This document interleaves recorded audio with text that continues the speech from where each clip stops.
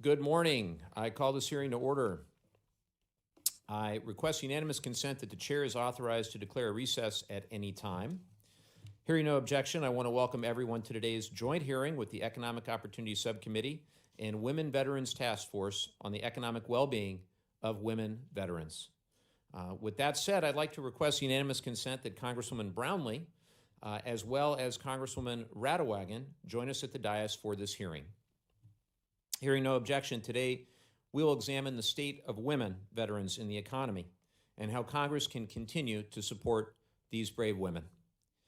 As always, I'm pleased by the bipartisan work of the Economic Opportunity Subcommittee on this issue and on many issues, and I thank my friend, the ranking member, Mr. Bilirakis, for that.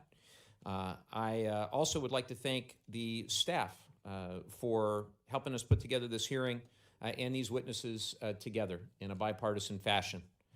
I wish all of Congress operated in a similar bipartisan fashion. I'm excited for the 5 panelists we have joining us, and I'd like to note for procedure's sake that in accordance with committee rules, the committee minority was offered the opportunity to invite a witness. For far too long, Congress and the Department of Veterans Affairs have overlooked the unique barriers that women veterans face after leaving military service. The Women Veterans Task Force, chaired by Congresswoman Julia Brownlee, seeks to increase the visibility of the 2 million women who have served in the U.S. military and promote inclusivity and equitable access to comprehensive health care, benefits, education, and economic opportunity, and other federal resources, particularly at the Department of Veterans Affairs.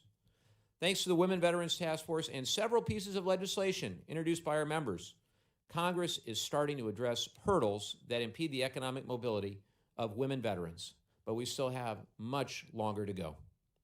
Women veterans comprise the fastest growing demographic in the veterans community.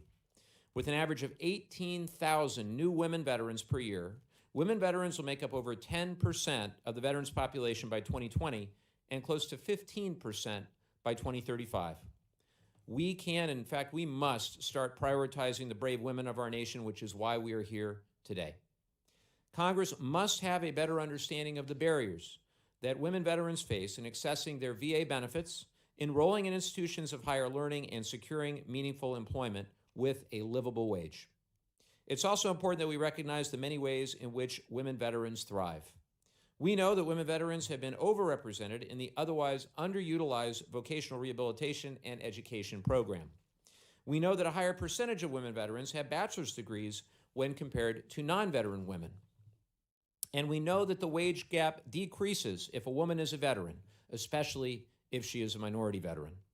Most economic indicators find that women veterans, particularly younger women veterans, are outperforming some male veterans and many women civilians. But somehow women veterans are also the fastest growing population of homeless veterans. The population of homeless women veterans has more than doubled since 2006. Think of that. More than doubled since 2006. Unacceptable. It's obvious that the numbers do not paint a comprehensive picture of women veterans. And it's also painfully obvious that Congress can and must do more. That's why our work today here is so important.